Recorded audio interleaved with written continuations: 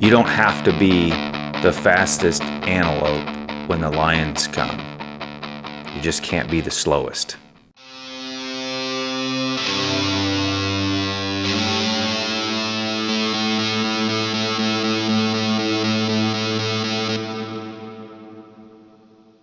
Yo, Savage Psychotherapist. Welcome back to the Trauma Preparation Skills Training Series. Today I'm going to talk about another skill, just one skill today. There's books that I've read that contain a lot of the ingredients to this skill. Books like Violence of Mind by Varg Freeborn, The Gift of Fear by Gavin de Becker. The skill that I'm going to talk about today is based on interviews of violent offenders in penitentiaries, because being attacked by a violent person or a predatorial individual is a traumatic event. What are some things that you could do to prepare for that? One thing that you might do is understand a little bit about how violent offenders select victims. If you know how they intuitively or unconsciously or deliberately go through the process of victim selection, that might bring valuable information to you so that you don't put yourself in that kind of a category. And that's a skill because it might require you to change a little bit. The skill is generally referred to as organized quality. A lot of the times, violent offenders will not select a victim who exhibits these features. Not only are they situationally aware and paying attention to their surroundings, they look like confident, able people.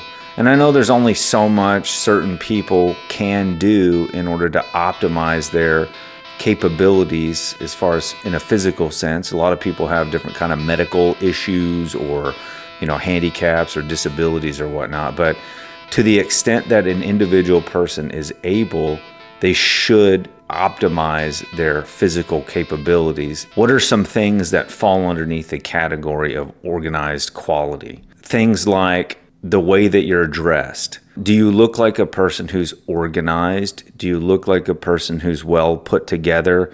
Sometimes it's things like footwear, so flip-flops or shoes that don't look like they're very amenable to running, escaping, fighting. That might be a factor in trying to assault someone. It could be other aspects of dress. And I'm not saying like you should walk around dressed like some tactical person with cargo pants and whatever else, but the way you're dressed might say something about how capable you might be of a person or how organized you might be. Sometimes whenever you talk about these kind of things, people get offended, like, are you blaming the victim for what they're wearing? And it doesn't have anything to do with that. Another thing that violent offenders might look at is somebody's physicality. Do they look like a person who's coordinated? Do they look like a person who's clumsy? Do they look like a person who's awkward? Do they look like a person who's sharp? Do they look like a person who could defend themselves? And there's something you can do about that. It's called increase and optimize your physical fitness, gain musculature, gain cardiovascular fitness. That's going to bleed out into the environment, whether you deliberately mean for it to or not. Just think about it. You look around, you see people, there's people that you look at and you're like, I probably wouldn't just randomly try to harm that person. I know most people don't think that way, but violent offenders do. Think about it from your point of view. When you're looking around at people, you see people that probably would put up more of a fight or that you wouldn't want to expend the energy to deal with. You can turn yourself into that thing. Optimize your fitness. You can gain musculature. You can lose weight. You can become fitter. Eye contact and confident demeanor is another aspect of organized quality. It's not staring people down, but it's also not appearing timid and shy. It is walking around and acknowledging the individuals in their immediate environment. It's making acknowledgement to other people. It's, hello, I see you. Hello, I see you. Lets people know that you're looking around, you're paying attention, and you're a confident individual. You can look people in the face. You're not timid, you're not shrunk in, you're not closed off. You don't appear to be lacking in confidence. So eye contact and a confident demeanor. The way people walk has even been noted by predators as a reason why they selected a victim. Do you walk confidently through your environment? Assertive behavior is another one. And this is where I'll go off on a little bit of a tangent and talk about politeness in society. Almost nobody wants to be rude. People don't want to be thought of as rude or impolite. That colors the way that we interact with people. We don't want to be thought of as mean or rude. Some people don't give a shit about that, but there are times when that instinct to be polite can get a person in trouble, because the belief that if I'm nice to everybody and I'm polite, they will also be polite to me and treat me well. That is bullshit. That is not true. That is not how the world works. A predatory person or a violent offender would just want to use that and take advantage of it. It's not about walking around and being a jerk to everybody or being cold to everybody, but it is literally a case-by-case basis. I'll give you an example. You don't have to walk into the office that you've been walking to every day for the past 5 years and drop your politeness and your kindness to those people. What I'm talking about is you have no obligation, male, female, whoever you are, to be nice to people that you don't know out in the public landscape. So an example of that might be this. You're driving from state to state, you're in an unfamiliar area, you pull over at a gas station. Someone that you don't know, that you've never seen before, that you catch out of the corner of your eye, comes walking toward you, and you can tell that they're walking toward you. You have no idea what they want. They could be walking up to you to tell you that they were following you on the interstate and they saw that your brake light was out. They could be a panhandler asking for money. So let's say that your gut instinct, say you've read The Gift of Fear by Gavin de Becker, and your gut instinct tells you something feels off. This person might either want to rob me, harm me. You are totally within your rights to, when you catch that person 20, 30, 40 feet away from you, to look at them, put up your hand and say, hey, stay the fuck away from me. I don't know you. Get back. If you don't want to handle it that assertively, you could just say, hey, I see you walking toward me. I have a thing about people I don't know walking toward me. Please step back. Please don't come any closer. You don't have to use profanity, but you can. That's my preferred method.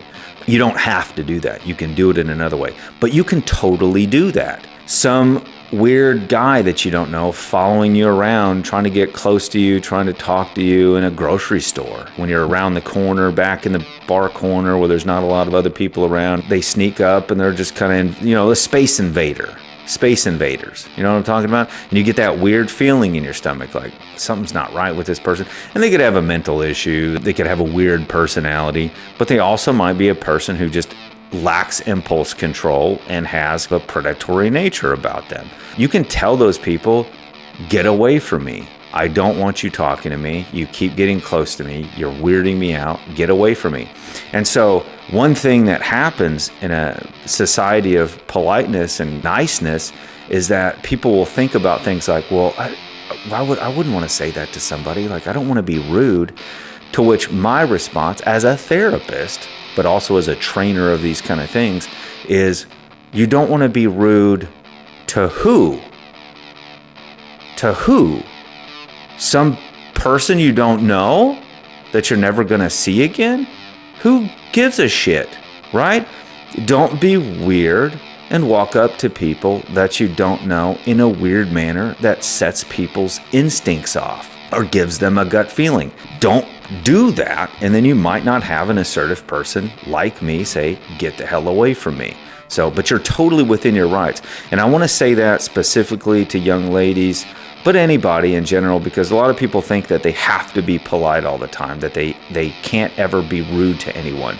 You 1,000% can if you think that it's going to save your life or prevent you from being traumatized in some kind of way or victimized. You totally can, and you should. Another thing to remember about all of this, developing organized quality, you do it with your home, you do it with your vehicle. So your vehicle should look clean and organized, your home should look clean and organized, cars should move around, the grass should go up, the grass should go down, the grass should go up, the grass should go down. It should look like somebody lives there. It's having security in your home, making sure locks work, having an outdoor camera, maybe even having indoor cameras. My wife and I, we have indoor cameras in our house, not to spy on each other and be creepy and weird, because that's creepy and weird, but we have them because of our dog. Some people may have them because of children. I like to check on my dog during the day when I'm not here. I'm at work. I want to see if he's okay. I want to see what kind of mischief he maybe have gotten himself into. But it's having a posture of security around your home. I'm not saying that you need to walk around and conceal carry, though if you conceal carry and you choose to do that, you should be trained, you should be proficient, you should be calm in the employment of that tool. A lot of people in the firearms training industry will say that having a gun or having a concealed carry weapon doesn't make you armed. That's 1,000% true. As a former infantryman who's become a therapist, that's 1,000% true. Just having that doesn't mean anything. It doesn't mean that you're armed. Do you know how to use it properly? Do you know how to scan your environment? Do you know what's behind potential targets? Are you able to remain calm enough to fire discriminately, not indiscriminately? Do you practice with this weapon? Do you know it inside and out? How many repetitions do you have? All of those kind of things. You can look at firearms training instructors. I recommend somebody like Pat McNamara, but there's plenty of other knowledgeable, intelligent, wise firearms instructors, a lot of them with military or law enforcement background. That's not exactly what I'm talking about in this video, but what I'm talking about is you should have some kind of a good security posture in your home. An alarm system, with a company, you should have maybe some, outdoor camera, like a ring camera or something along those lines. Those things are going to increase the likelihood that someone who might want to invade your home and potentially victimize somebody that's there, they would avoid doing so, possibly. So predators and violent offenders want body, property, or life. What they don't want is to get caught, to get hurt, or have a difficult time. So the whole gist of developing organized quality is to make yourself into a person so that when a would-be perpetrator looks at you, they think, I'm going to get caught, I'm going to get hurt, or I'm going to have a difficult time. Another thing for people who have difficulty with assertiveness is to go into some literature on psychopathy. Robert Hare's book, Without Conscience, is something that I definitely recommend young people to read. People that are in their teenage years, because it's going to give you a window into the world of human predators. You should want to study and understand human predators because they are out there, right? And they may not be behind every nook and cranny, but they're out there. So you want to be able to know the way that those people operate. Training in the martial arts, especially these days, the popularity of things like MMA, Muay Thai, Brazilian Jiu-Jitsu, I think that is a great instrument when it comes to developing organized quality. If you know how to defend yourself and you're pretty confident in your ability to one-on-one control someone or prevent them from harming you, a person who practices diligently and trains diligently in something like that for 6 months to a year has an extreme advantage over an average person. Those things are all part of developing organized quality. You don't have to be the fastest antelope when the lions come. You just can't be the slowest. Savage Psychotherapist, out.